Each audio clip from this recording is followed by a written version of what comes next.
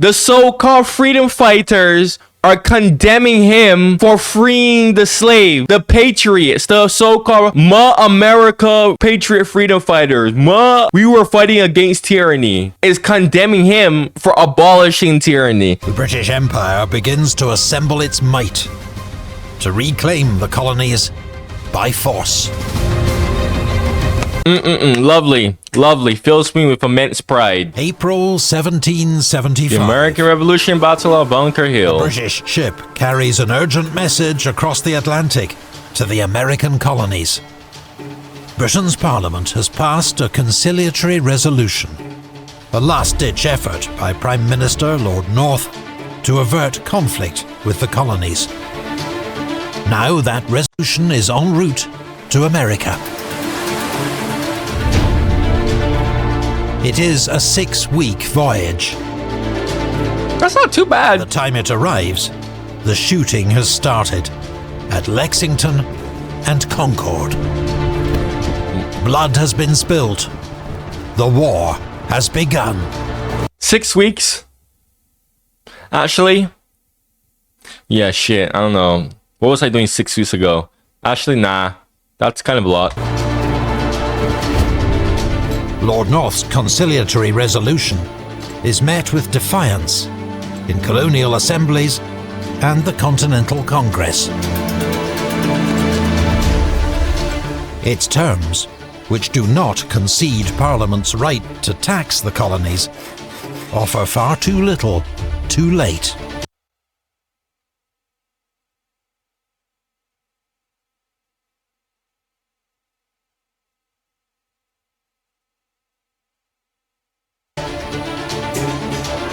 The reply from Congress, written by Benjamin Franklin, Thomas Jefferson, John Adams, and Richard Henry Lee, is a litany of unredressed grievances.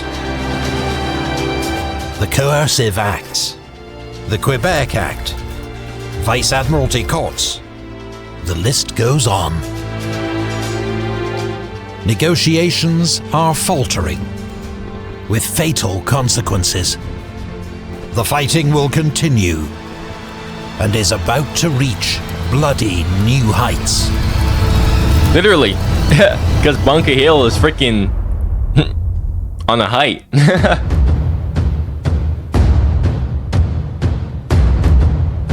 These fellas say we won't fight. By heaven, I hope I shall die up to my knees in blood. June 1775. The main British force in America is in Boston, commanded by General Thomas Gage. He has been reinforced to 6,000 regulars. But he is besieged by 15,000 New England militia. What an insane number for this time, These men man. are highly motivated and have proven capable in combat, but they lack discipline and ammunition.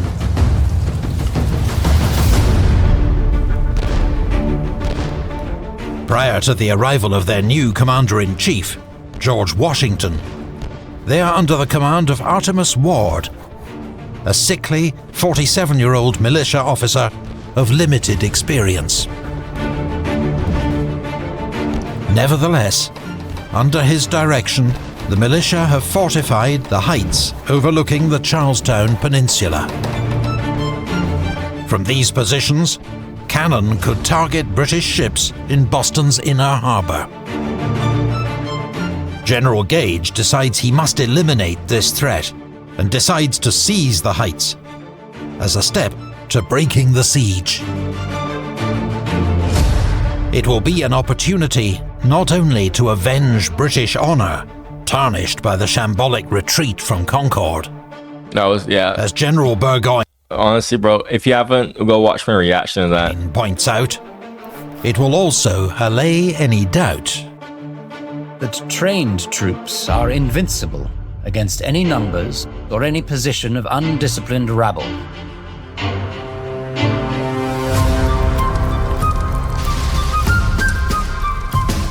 Gage orders Major General William Howe to make a frontal assault on Breed's Hill. with 2,500 men. They are supported by naval ships, a floating battery of mortars, and cannon from Copp's Hill.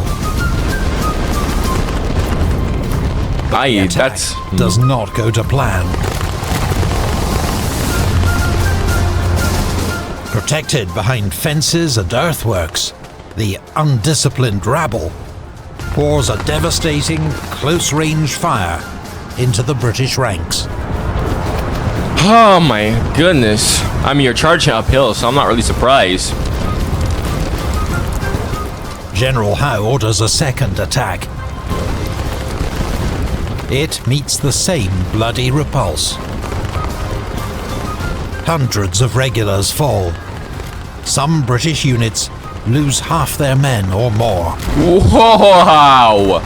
Spurred on by the leadership of John Stark, James Reed, and Joseph Warren, the Patriot militia are holding their ground. But they are running out of ammunition. The chain of command has broken down amid the chaos of battle. Hundreds of reinforcements mill about in confusion on Bunker Hill, while their comrades fight for their lives. When Howe launches a third attack on Breed's Hill, the militia finally break in the face of British bayonets. The classic bayonet charge. Yeah. Shit, man. I mean, yeah. That's the best thing to do in this type of situation. And these guys aren't really trained for bayonet charging at that point, so yeah. Redcoats' fury as they storm the redoubt is terrible. A British lieutenant is shocked by the slaughter. I cannot pretend to describe the horror of the scene. It was streaming with blood and strewed with dead and dying men. The soldiers stabbing some and dashing out the brains of others. Ooh. It was a sight too dreadful for me to dwell any longer on. The British take the heights, but are in no condition to follow up their success.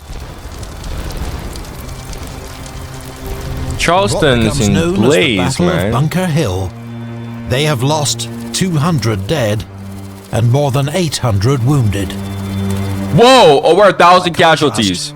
Patriot casualties are around 450, but include the charismatic Joseph Warren, president of the Massachusetts Provincial Congress.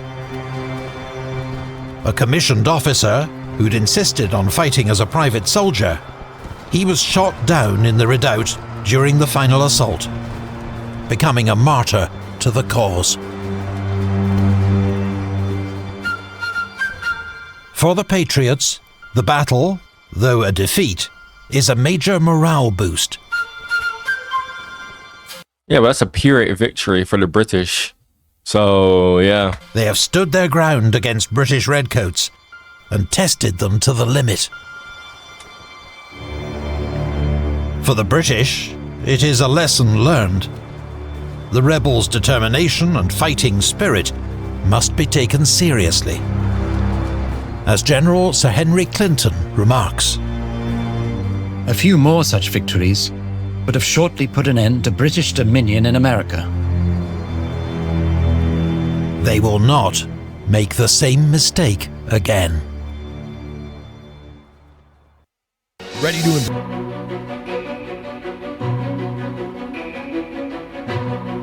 Many of our subjects in North America, misled by dangerous and ill-designing men, have length proceeded to... I agree with you. Yeah, ill-designing men. You know it. You know it. I'm not even gonna explain that again. I already explained that in my other parts of the series. That summer, British authority across the 13 colonies begins to disintegrate. The governors of North and South Carolina, Virginia, New York, and New Hampshire have all been forced to flee their homes. Others resign, while in Connecticut, John Trumbull sides with the Patriots. Only New Jersey and Georgia do British-appointed governors retain any control. The British have barely any troops in America outside of Boston, a fact which is underscored when frontiersman Ethan Allen leads a band of New Hampshire militia to storm Fort Ticonderoga, held by a skeleton force of just 48 redcoats. Wow, I didn't know it was that low. Gibraltar of North America falls without a shot fired, and the rebels seize 59 heavy guns from its arsenal.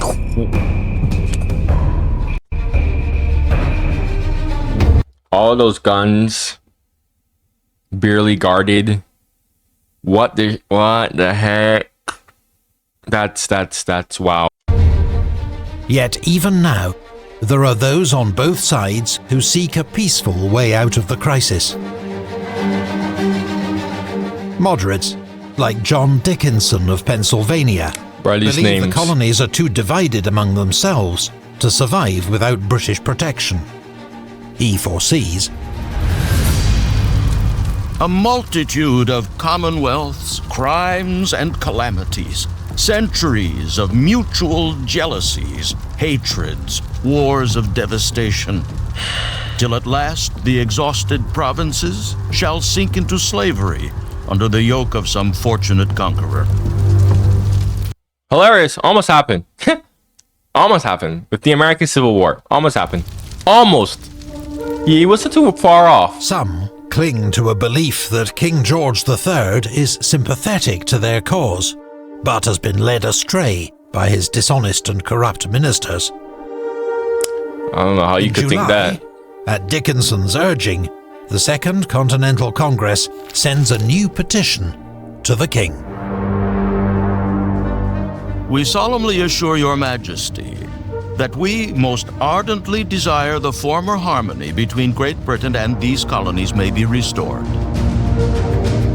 Your majesty's ministers, persevering in their measures and proceeding to open hostilities for enforcing them, have compelled us to arm in our own defense. We therefore beseech your majesty to settle peace through every part of your dominions, with all humility, submitting to your majesty's wise consideration. It becomes known as the Olive Branch Petition, but it is beaten to London by news and maimed British soldiers from Bunker Hill. Shaking my head. August, George III declares his American colonies to be in open rebellion. The British Empire begins to assemble its might to reclaim the colonies by force. Lovely. Lovely. Lovely. Fills me with immense pride.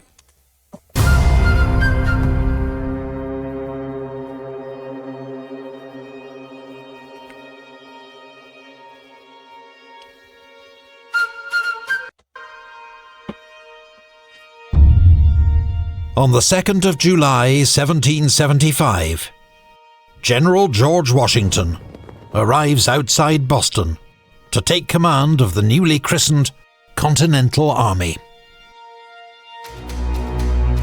Until recently, he'd been living a relatively quiet life as a Virginia plantation owner and local representative. So he had slaves. But his Just wanna military point that out. experience from the French and Indian War, serving as a lieutenant colonel of militia, exceeds that of nearly any other American-born officer.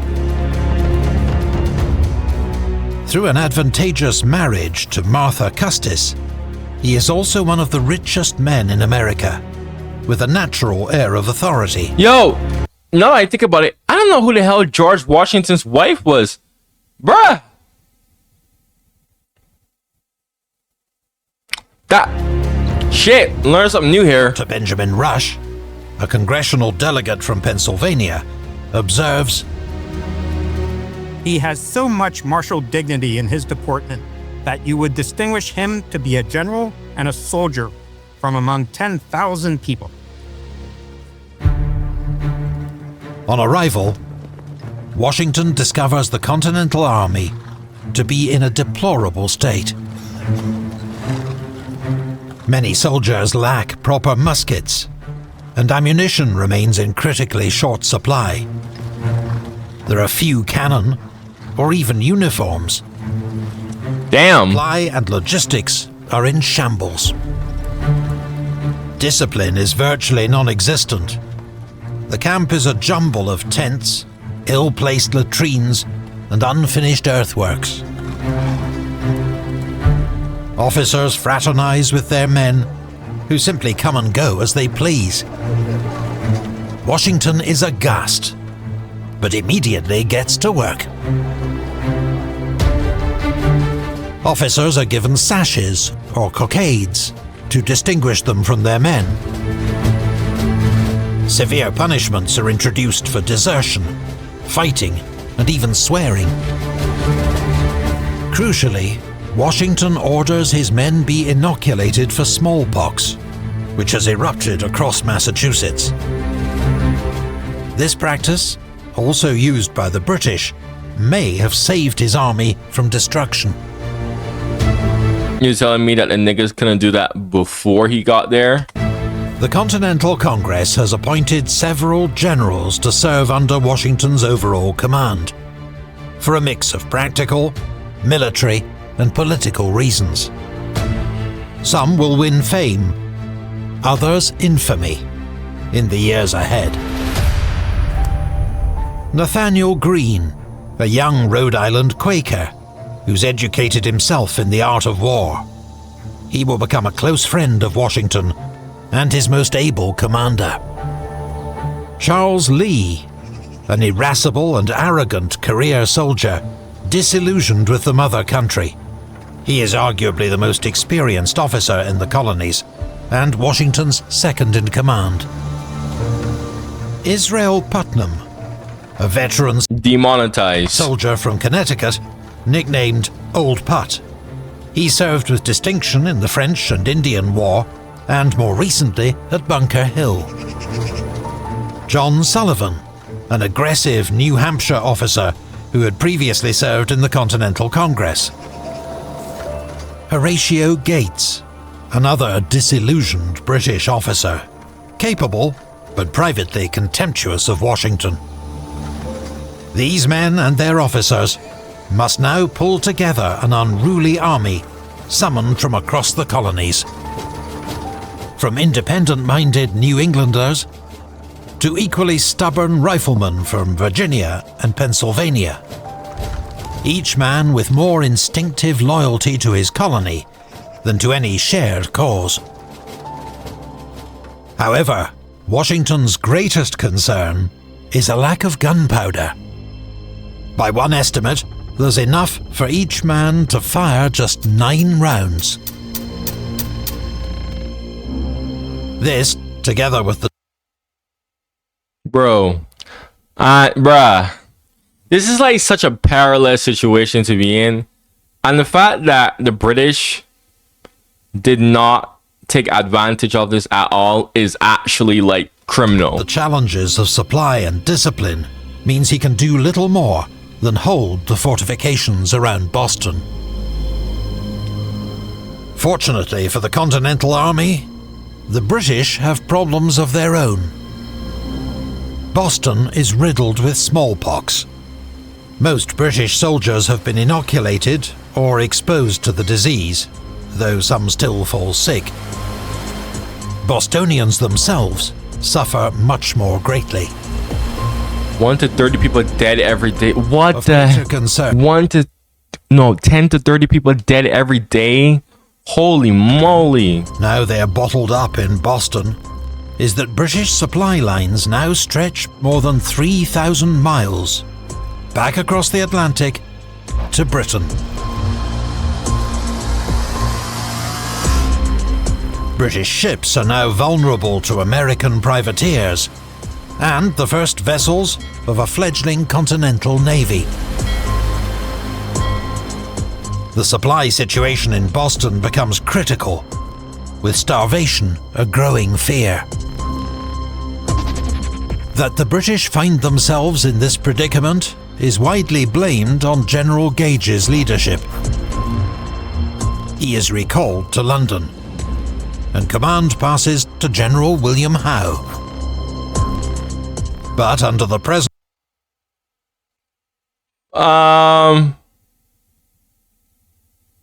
this guy actually, I forgot if it was in the early years or later years of the war, but he went to my country, Barbados, back when it was still a colony of the UK.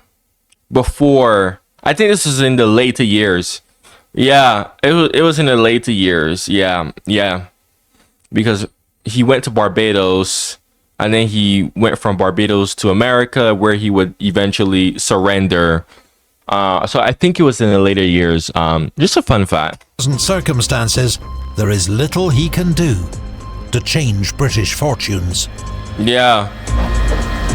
I'm like, why would you blame the other guy? I don't know why they were blaming the other guy for that. It made absolutely zero sense.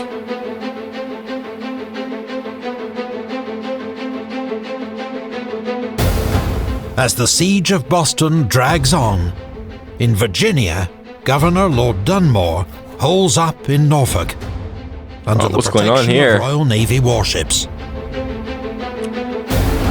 From here, he comes up with a plan to crush the rebellion in Virginia.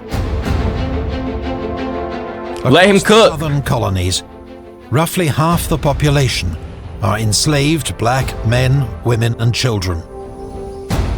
Most work on plantations, where they are treated with appalling brutality. As a result, the white population's greatest fear is a mass slave revolt. You know, I find it hilarious to me that they treat the slaves with like so terribly, and they want to have the audacity to be like, oh my gosh, I'm afraid of a slave revolt. Like, wait, what? Also, go check out my ancestry reaction video after this. Very interesting. I talk more about how like slavery was treated in Barbados, because when it talks about my ancestors' journey on the website after my DNA results were shown, yeah, it talked a lot about slavery and whatnot. So if you're interested in hearing about that type of stuff and whatnot, and just overall history in general, go check out my ancestry DNA results video. A lot of information there. I highly recommend you do it. In November 1775, Because, and the main reason why I say that is because the slavery in Barbados was a bit different from shit in North America. Lord Dunmore attempts to turn this fear into reality.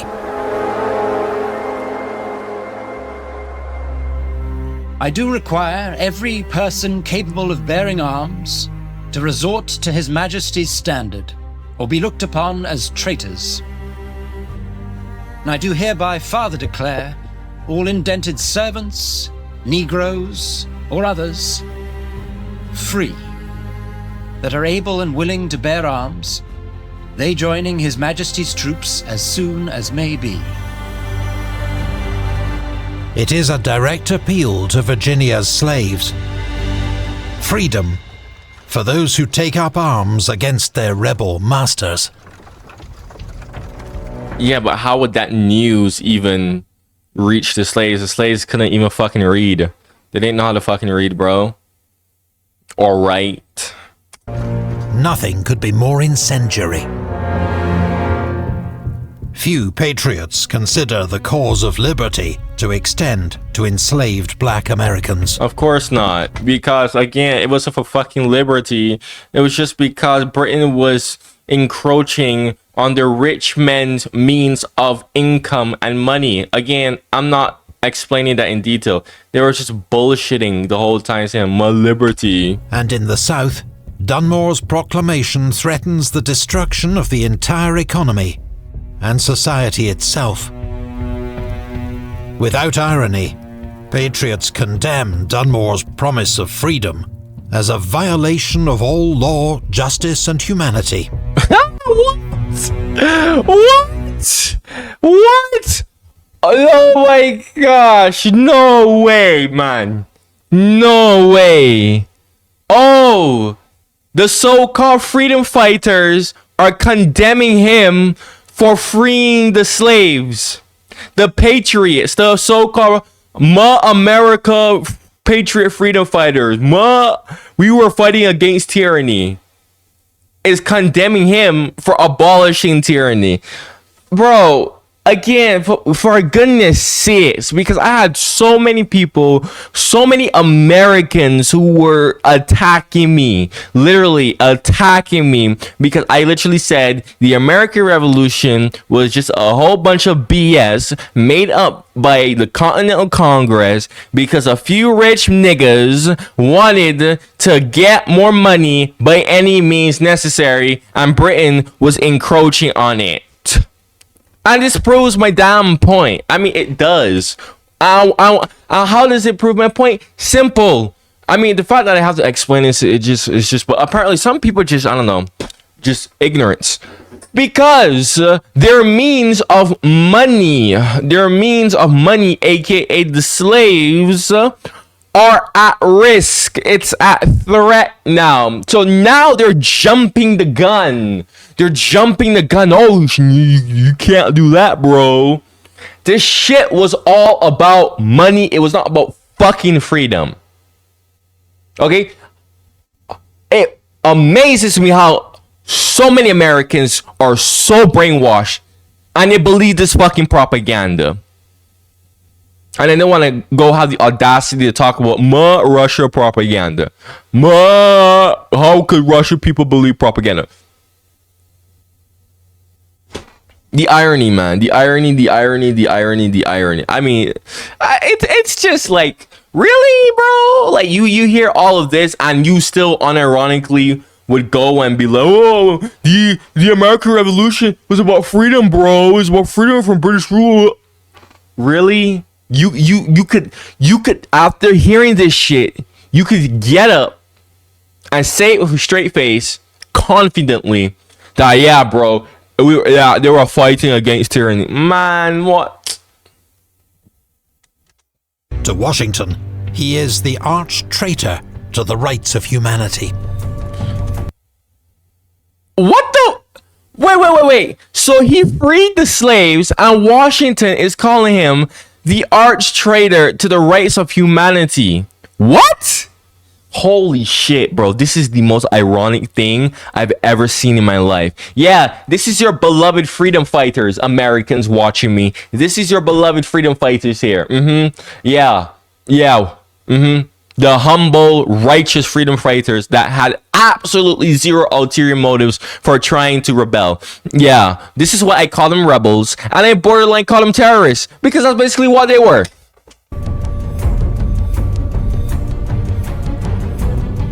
Within a month, 300 escaped slaves have reached Dunmore's base in Norfolk, where they form the new Royal Ethiopian Regiment.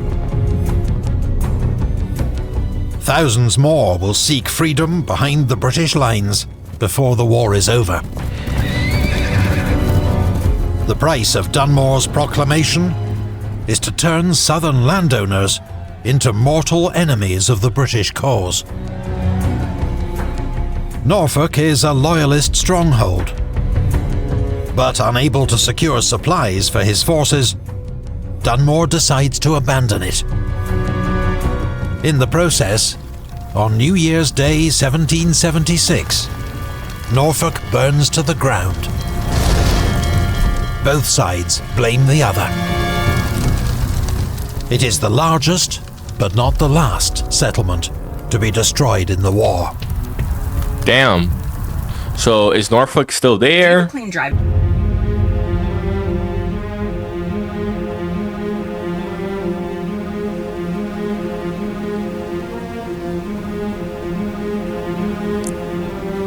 That winter, the standoff continues at Boston, with conditions deteriorating for both sides. life in the American camp is miserable. We have suffered prodigiously for want of wood. Many regiments have been obliged to eat their provisions raw for want of firing to cook. And notwithstanding, we have burned up all the fences and cut down all the trees for a mile around the camp. Our suffering has been inconceivable. The only good news comes at sea, where American privateers continue to intercept British ships carrying food and supplies. On the 29th of November, they score their biggest prize yet, the brig Nancy, carrying 2,000 muskets and ammunition. But Washington faces another looming crisis. Most of his men have signed up to fight only until the end of 1775. And given the conditions, few plan to stay any longer. December brings heavy snow and the expiry of the first enlistments.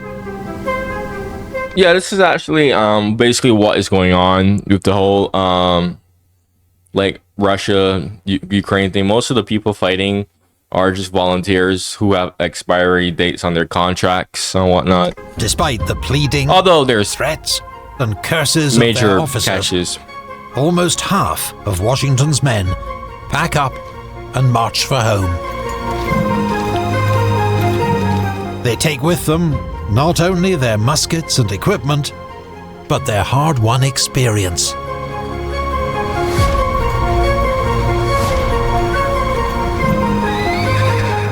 Washington is distraught. By January 1776, his force has been reduced to less than half its summer peak. There are now just 9,000 men under his command. Damn, Washington.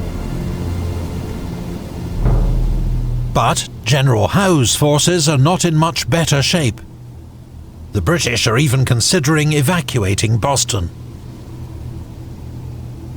Then, later that month, shocking news arrives in the American camp, carried in pamphlets and letters. King George III has addressed Parliament on the subject of America.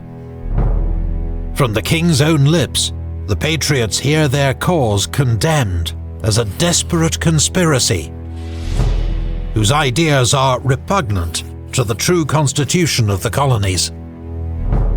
He lays all blame for the conflict on the Americans. He promises an overwhelming military response.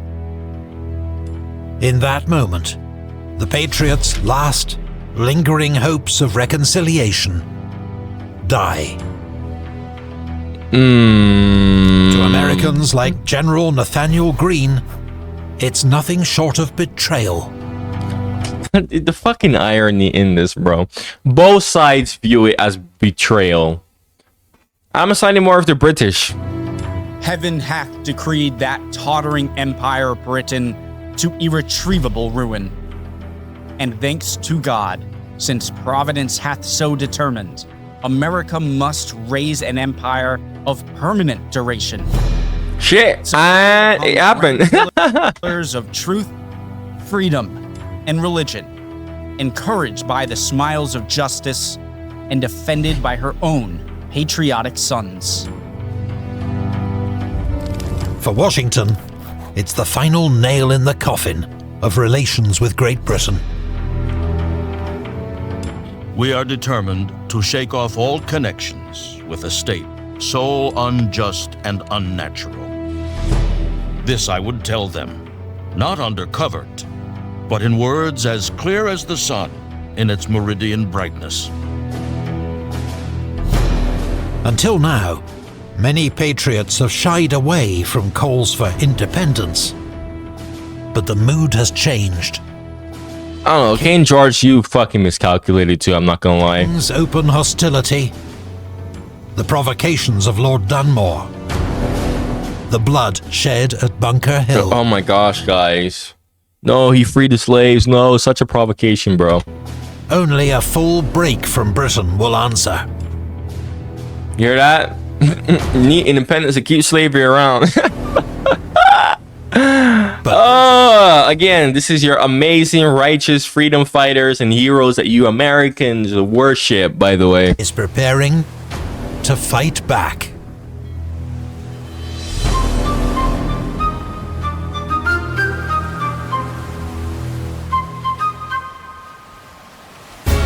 Do you enjoy Whatever. Look, man, if you made it all the way here, make sure you subscribe. If you have any suggestions like this, comment it in the comments below. Eventually, I will do it. Like the video so that more people can come, so that YouTube can suggest this video, show it to more people, so that we build a much wider community, man. If you like my reactions, go check out my other reactions, man. I have so many at this point on my channel. You know, go check it out.